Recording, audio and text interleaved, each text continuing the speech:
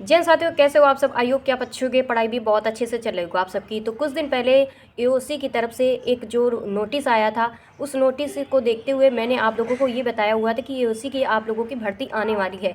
यानी जो भी स्टूडेंट का एक सपना होता है आर्मी में जाने का, और बहुत गर्व से बोलते हैं कि आई लव आर्मी, तो उन लोगों के लिए आर्मी की वो भर्ती आ चुकी है, वो एओसी की भर्ती आ चुकी है। और वो जो फॉर्म है वो कब से अप्लाई होना शुरू हो रहे हैं। और मैं आप लोगों को बता दूं कि इसमें एजुकेशन क्वालिफ़िकेशन क्या रहने वाली है, और जो एग्ज़ामिनेशन रहता है आप लोगों का कैसा क्या रहने वाला है, सब्जेक्ट वगैरह हैं वो कितने नंबर के और कितने टाइमिंग होती है, गर्ल्स वगैरह इसमें फॉर्म अप्लाई कर सकती हैं या नहीं कर सकती, फ़ी वगैरह क्या रहने वाली होती है, सारा कुछ आप लोगों को इस वीडियो पर क्लियर कर दूँगी। क्योंकि उस टाइम ऐसा था कि नोटिस में ज़्यादा चीज़ें क्लियर नहीं देते हैं। हाँ, ये चीज़ें नोटिस में दे देते हैं कि ये भर्ती आएगी, कब से क्या है, ये चीज़ें थोड़ा हिंट टाइप में दे देते हैं। लेकिन आज जो मैं आप लोगों को बताने वाली हूँ वो उन्हीं की तरफ से आया हुआ एक रियल भर्ती है। और मैं आप लोगों को बता दूं कि सरकारी जॉब .com पर आप चले जाइए, और सरकारी जॉब .com पर आप तीसरे या चौथे नंबर पर एओसी की भर्ती अप्लाई फॉर्म हो रहे हैं। और मैं आपको बता दूं कि इसका जो नोटिस आया था, नोटिफिकेशन आउट हुआ था, वो 1 दिसंबर को आउट हुआ था। और फॉर्म जो अप्लाई हो रहे हैं वो 2 दिसंबर से अप्लाई हो रहा है। यानी कल से फॉर्म अप्लाई होना शुरू हो गए थे। तो जिसको भी फॉर्म अप्लाई करना है तो फॉर्म अप्लाई कर दीजिए। और मैं आपको बता दूं कि इसकी एजुकेशन क्वालिफ़िकेशन क्या रहने वाली होती है, गर्ल्स हो या बॉयज़ हो दोनों अप्लाई कर सकते हो फॉर्म। अब एजुकेशन क्वालिफ़िकेशन को लेके आप लोग परेशान बिल्कुल ना होइए, क्योंकि ये सारे लोगों के लिए निकली हुई है। यानी ग्रेजुएशन आपने कर रखा है तो एक अलग पोस्ट पर अप्लाई कर सकते हो, आपने 12th कर रखा है तो अलग पोस्ट पर अप्लाई कर सकते हो, 8वीं कर रखी है 8वीं के लिए भी चांस है वहाँ पे, 8वीं कर रखी है तो भी अप्लाई कर सकते हो, 10th कर रखा है तो भी अप्लाई कर सकते हो। यानी जो पोस्ट हैं उन पोस्टों का एजुकेशन क्वालिफ़िकेशन अलग अलग हिसाब से रहने वाला होता है। अब मैं आपको बता दूं कि गर्ल्स बॉयज़ दोनों अप्लाई कर सकते हो। गर्ल्स का भी एक सपना होता है आर्मी में जाने का, और उनके लिए बहुत सारे क्वेश्चन रहते हैं कि लंबाई को लेके, क्योंकि हाइट वगैरह है वो क्या रहने वाली इसमें होती है, क्योंकि हाइट को वो बहुत ज़्यादा वो करती हैं गर्ल्स। तो मैं आपको बता दूं कि बिल्कुल भी परेशान ना हुई है। जो यूपी पुलिस में हाइट थी वही इसमें हाइट रहने वाली है आप सबकी, यानी 152 सेंटीमीटर इस पर रखी गई है। यानी आप जिस भी गर्ल्स का 152 सेंटीमीटर है तो इसका फॉर्म अप्लाई कर दीजिए, कोई भी प्रॉब्लम नहीं होने वाली है। अब मैं आपको बता दूं कि हाँ, थोड़ा सा इसमें वेट को बढ़ाया गया है, इंक्रीज़ किया गया है। जैसे उसमें 40 kg था, लेकिन इसमें 40 kg नहीं है, 44 kg है ऐसे। हाँ, 44 kg इसमें आप लोगों की हाइट वगैरह सॉरी वेट वगैरह रखा गया है जो गर्ल्स हैं। अब मैं आपको बता दूं कि ये सब कुछ हो गया, लेकिन आपका जो एग्ज़ाम है वो कैसा होने वाला है। तो सबसे पहले आप लोगों का रिटन एग्ज़ाम होगा। रिटन एग्ज़ाम में आप लोगों के 4 सब्जेक्ट पूछे जाते हैं। सबसे पहले तो आप लोगों का मैथ, रीजनिंग, जीएस, और इसमें इंग्लिश भी आती है। तो इस इंग्लिश को आपको अलग से पढ़ना होगा, बाकी जो आप पढ़ाई कर रहे हो उसी से काम चल जाएगा। इसमें ज़्यादा हार्ड क्वेश्चन नहीं पूछे जाते हैं। आप प्रीवियस ईयर उठा लीजिए, जो इससे पहले एग्ज़ाम हुआ था उसमें उठा लीजिए और देख लीजिए कि एग्ज़ाम में कैसे क्वेश्चन पूछे जाते हैं। आप बहुत बेहतरीन आप स्कोर कर सकते हो, बहुत अच्छे, और बहुत मतलब ऐसे हैं कि आपको डरने की ज़रूरत नहीं है कि आपने फॉर्म अप्लाई किया और बैठे एग्ज़ाम में जाके, और जैसे ही क्वेश्चन आपके सामने आते हैं आप डर जाते हो कि यार इससे तो तैयारी मेरी नहीं हुई थी जिस हिसाब से इसमें क्वेश्चन पूछे गए। तो मैं आप लोगों को बता दूं कि इसमें क्वेश्चन एकदम नॉर्मल पूछे जाते हैं। मैं 2 से 3 दिन हो गए इसको मैं प्रीवियस ईयर के पर डे एक एक मतलब उसको क्लास लेती गई हूँ और देखती गई हूँ कि इसमें क्वेश्चन किस हिसाब से पूछे जाते हैं।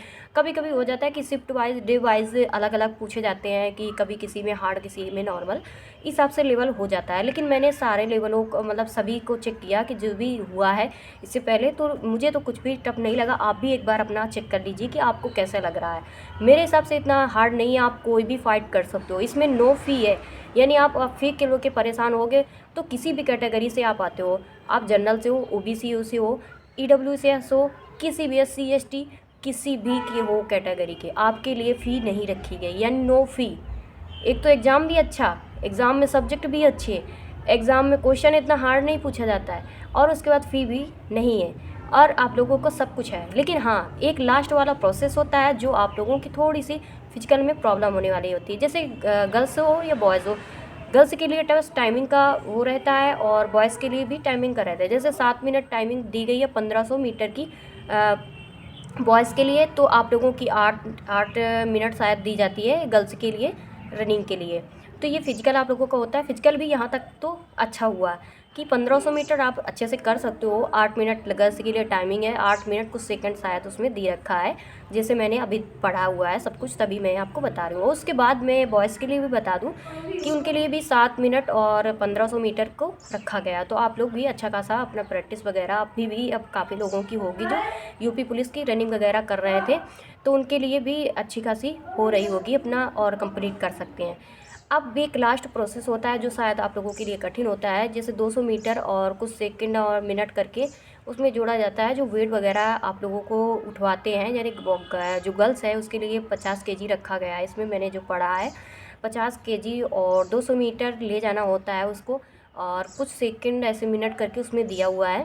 ज़्यादा टाइमिंग नहीं देते, 2 मिनट कुछ सेकंड और 225 सेकंड ऐसे कुछ करके, पता नहीं कुछ ऐसे दे रखा, तो मैं भूल गई।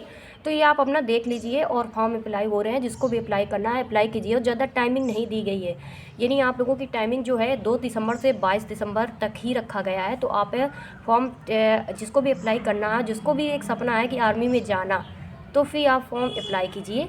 आपको टाइमिंग ज़्यादा मिलने वाली नहीं है कि इधर उधर आप टाइम वेस्ट कर रहे हो। और डॉक्यूमेंट से रिलेटेड आपको अगर क्वेश्चन हो तो आप लोग कमेंट कर सकते हो, डॉक्यूमेंट के लिए मैं भी बता दूंगी। और एज वगैरह मैं भूल गई एज बताने के लिए, तो एज आप लोगों की 1800 मिनिमम रखी जाती है, चाहे जिस भर्ती में हो। 18 आपकी हो गई हो तो आप अप्लाई कीजिए, और जिस हिसाब से एजुकेशन क्वालिफिकेशन रहने वाली है उसी हिसाब से आप लोगों का एज वगैरह क्राइटेरिया रखी गई है। आप अगर ग्रेजुएशन के फॉर्म पे अप्लाई कर रहे हो तो ग्रेजुएशन के लिए अलग रखा जाता है, किसी भी भर्ती में हो। और आप 12th के लिए कर रहे हो अप्लाई, तो 12th के हिसाब से रखा जाता है। आप 10th के हिसाब से कर रहे हो तो 10th के हिसाब से, 8वीं के हिसाब से, तो सब में अलग अलग ग्रेजुएशन मतलब एज लिमिटेशन होती है। तो इसमें परेशान ना हो अच्छे खासे, और आप लोगों की एज भी ओवर हो गई तब भी आप अप्लाई कर सकते हो, क्योंकि उस हिसाब से उसमें दिया भी गया है बहुत अच्छे तरीके से। तो आपको अभी भी कोई कन्फ्यूज़न हो तो आप कमेंट कर सकते हो। और टाइमिंग आपको मैं बता दूँ कि ये जो सब्जेक्ट पूछे जाते हैं उनमें जो टाइमिंग होती है, तो 150 क्वेश्चन होते हैं। 150 क्वेश्चनों में आप लोगों को टाइमिंग काफ़ी अच्छी मिल जाती है, यानी 2 घंटे का टाइमिंग मिलता है।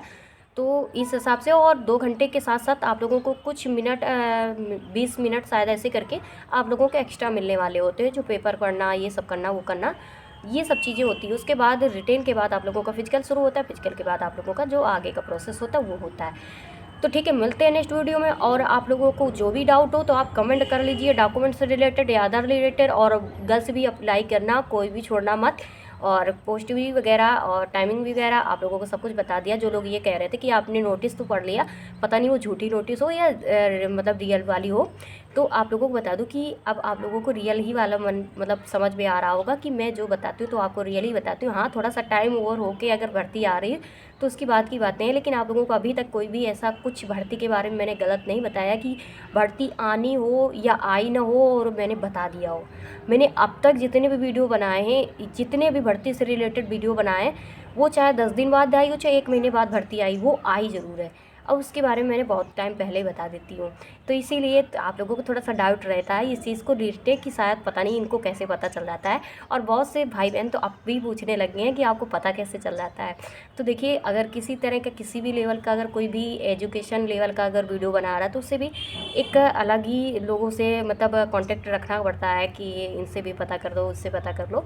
ये चीज़ें रखती हैं, तभी मैं पता करके आपको बताती रहती हूँ टाइम टाइम से, और टाइम से नहीं बल्कि टाइम से पहले ही बता देती हूँ। तो ठीक है, मिलते हैं नेक्स्ट वीडियो में। अप्लाई करना और बेस्ट विशेस अभी से ही। Bye bye.